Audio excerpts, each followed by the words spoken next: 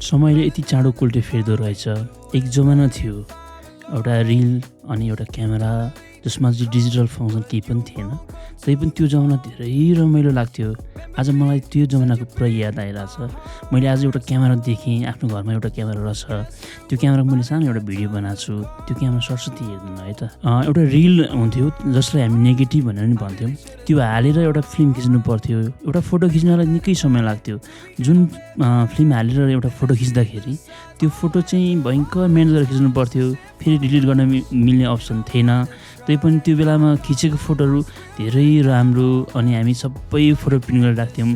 तर अहिले डिजिटलमा चाहिँ धेरै फोटो खिच्छौँ, सबै हामी मोबाइलमा राख्छौँ, फ्रेममा हामी राख्दैनौँ। सायदै अबको जमानाको मान्छेलाई चाहिँ यो क्यामेराको बारेमा त्यति जानकारी पनि छैन होला, देखेको पनि छैन होला।